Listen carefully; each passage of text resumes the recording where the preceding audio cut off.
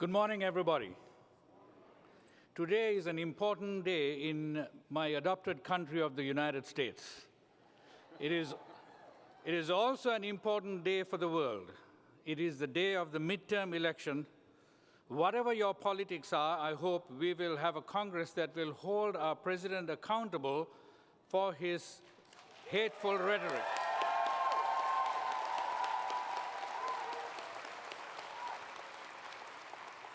Of course, there's an abundance of hateful rhetoric and hateful actions around the world, but in this case, hateful rhetoric is imbued with unchecked political power.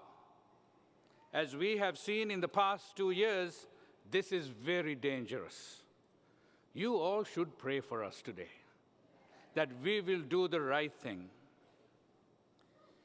My organization, the Omnia Institute for Contextual Leadership, is grateful for the Parliament for the Paul Karras Award it gave us yesterday. It's a powerful affirmation of the innovative work we are attempting. As you heard, Omnia's mission is to equip religious leaders and people of faith to counter religious extremism and religious-based oppression, domination, and violence. And we do it by creating interfaith peacemaker teams. These are teams of people who are trained to build power by organizing people and organizing money. They are trained to listen to, learn from, and live in deep solidarity with those in the margins. Equipped with tools to build power for collaborative, effective action, they then engage with people in the margins of their communities in tackling small sliver issues that are urgent, relevant, and winnable, with the understanding of undertaking to do big things that are not winnable is not going to get us anywhere. Small victories lead to building greater power, and thereby to larger victories. And as they win hearts and minds to work across religious communities, they reduce the space available for extremist groups to recruit and grow. When we come to events like this, we enjoy meeting each other, we pat each other on the back and say wonderful things to each other, and we go back feeling that all is good with the world. But in our heart of hearts, we know that all is not good with the world.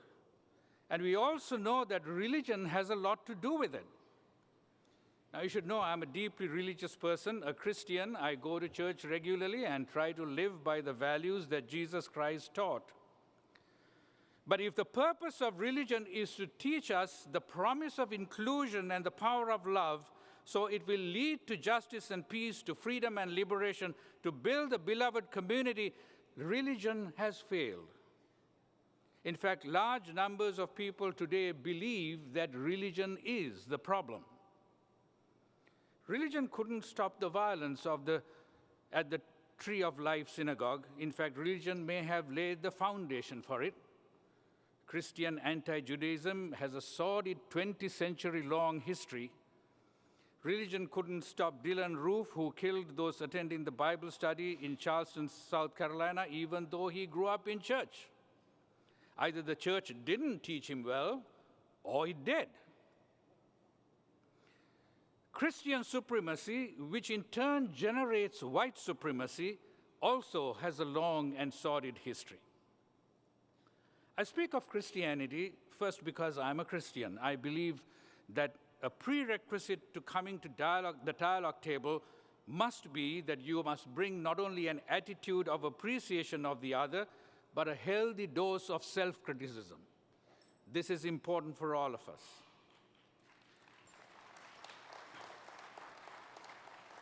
But it is not just Christianity. I just returned from Nigeria, where Islam has failed to contain extremism. The brutal Boko Haram has up to now murdered some 37,000 people, not only Christians, but Muslims who stand for peace, and displaced some 2.3 million people, including the famed Chibok girls.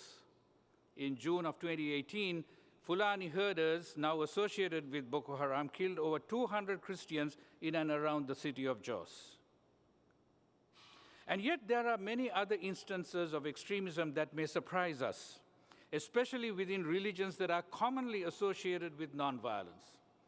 In Sri Lanka, for example, incited by extremist Buddhist monks, mobs rampage against those who are the other.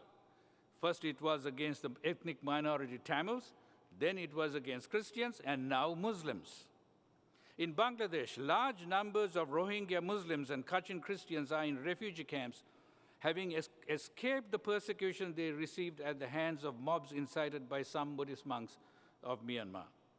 If the purpose of religion is to take us to the promise of inclusion and power of love, religion has failed. But I know your protest.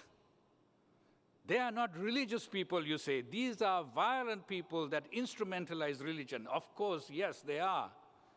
And religion has much to say about peace and love, you say. Yes, we do. So what's the problem here? How do we resolve this contradiction? And so I want to give you one answer to this question. For 40 years, my organization, a consortium of 12 Christian seminaries known as SCOOP, tried the alternative answer. We brought students from those seminaries to the city of Chicago and put them out into the streets of the city so that they can listen to the questions and the struggles and the stories of the people who live in the city, in its neighborhoods and on streets. Usually, if you want to be a theologian, you would want to go to the library and read books about ancient theologians and what church leaders have said. Here, our library are people in the city neighborhoods.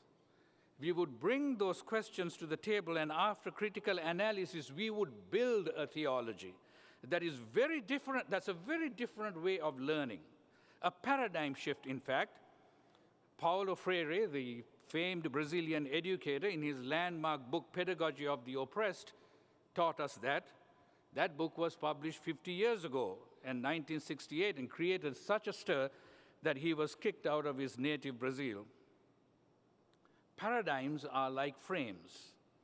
You and I are stuck in these. We are born into the world of paradigms, and this is how we learn to see the world. Most of us in this room view the world through a religious frame. Most of us can't see the world through a mathematical frame, for example, or a business frame, because that's not our paradigm. This is why we remain poor. Inside the paradigm, there are rules and techniques. If we learn the rules and techniques of the paradigm, you become an expert, and perhaps you will earn a lot of money. Sometimes there are external pressures on the paradigm that it shifts. When it shifts, everyone comes down to zero. Experts and non-experts, experts and not experts all come down to the same level fields because the rules don't work anymore. The CEO and the janitor are on par. So paradigms are very hard to shift. It has taken 50 years after Paulo Freire. We are going to make the argument that it is time. 50 years is long enough.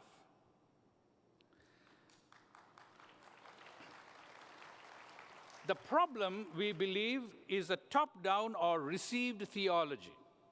Received theology comes from ancient tradition where our foreparents sought to answer questions that are particular to that context. We can, of course, learn from them. The problem is that we want to make them applicable to our context as if they were authoritative for all time. Received theology brings with it three attributes that lead to this problem: exclusivity, the idea that I have the truth and you don't; superiority, the idea that I am superior to you, so I don't need to connect with you; and third, rigid or binary identities. I can't be a Buddhist because I'm a Christian or a Muslim, or explore those traditions. Our work has taken us to northeastern Nigeria, where we have now built 52 interfaith peacemaker teams around the city of Gombe, which has taken us to Sri Lanka, where we now have 8 of those. These groups are able to build power so that they can act collaboratively and effectively in those contexts working with the people in the margins in order to build a theology that comes from below. Sisters and brothers, religious extremism is real. We need to acknowledge that and work against that. We can't do it in our own communities because we're stuck in our paradigms. We need the help of our other religious brothers and sisters in order to make that work. I want to invite you to that journey. It's an important and necessary journey. It's a great adventure too. Thank you very much.